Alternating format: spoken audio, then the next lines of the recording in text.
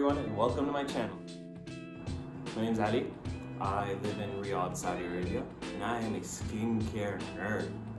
The reason I got into skincare was about when I was 18 or 19, when I started college initially.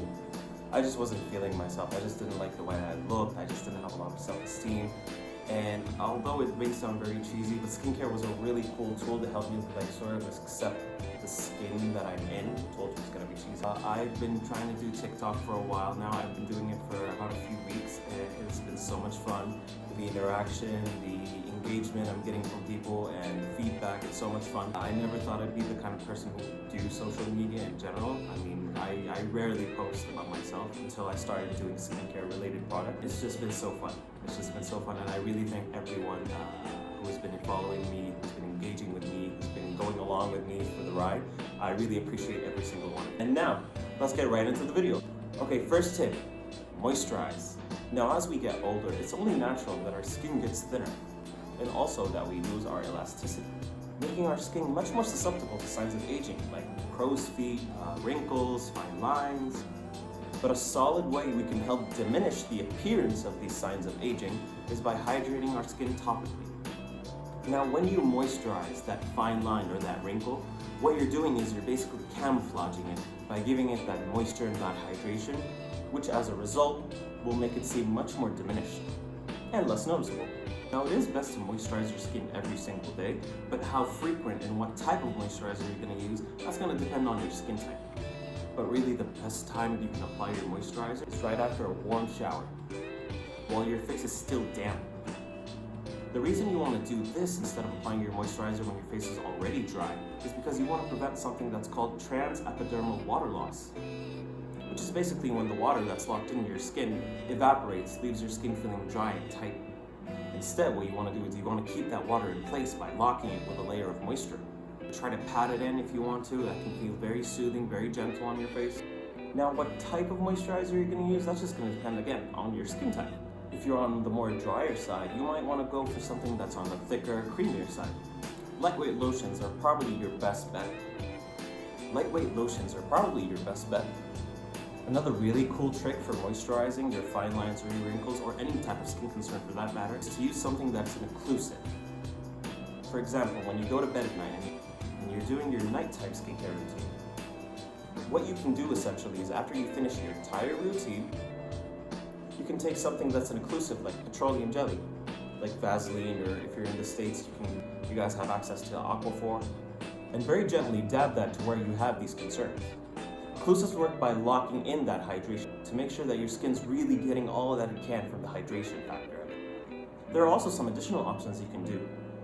Toners, serums, essences. You can add any product that falls into any one of these categories. Just look for ones that have great humectant and moisturizing ingredients that will work great along with the moisturizer you're already using. What moisturizers do as well is they act as a layer of protection.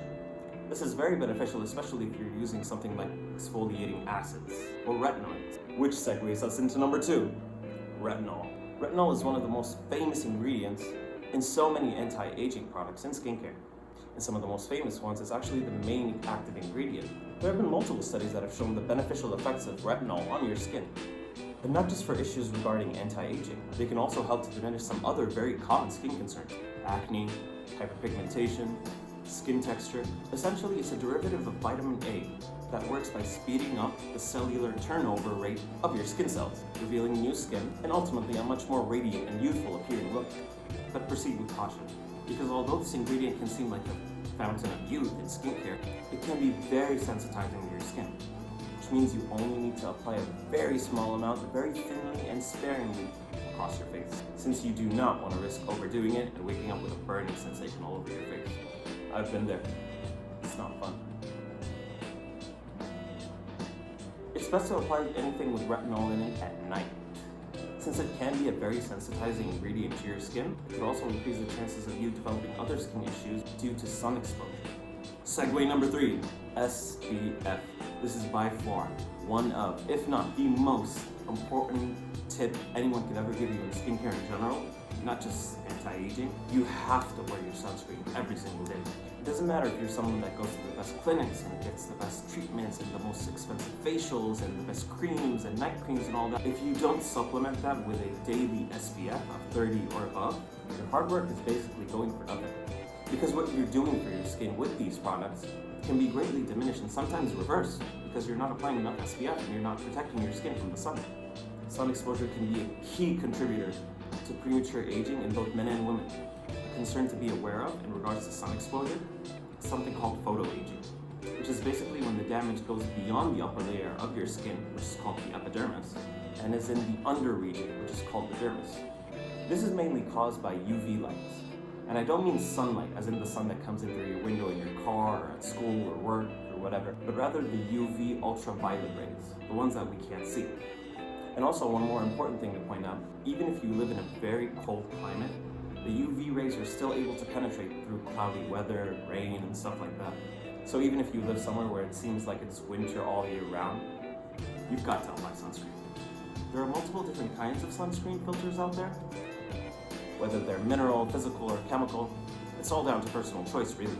But the recommended thing that you do is that you go for an SPF that is 30 or higher. And to also find a sunscreen that's broad spectrum, which means it will be able to protect your skin against the UVA lights and the UVB, which penetrate much deeper into your skin. Thank you so much to everyone that's watching. If you're still here at the end of the video, I thank you wholeheartedly. YouTube is definitely something that I've been wanting to do for such a long time. And I am such a self-conscious person when it comes to cameras in general. So just sitting here and trying to talk to you guys very calmly, very easily. This is probably my 4th or 5th time trying to film this video. Yeah, I've been super nervous about it, but super excited at the same time. Please subscribe, share, hit that like button. In the comments, please feel free to tell me anything you want to see in the future. Give me any feedback, anything you think I could have done better, the way I talk, the way I edit. Please, any feedback is more than welcome. Thank you guys. It's going to be a really fun journey. I am in it for the long run, and I'm very excited to see what the future holds in this new venture. Thanks guys. Goodbye.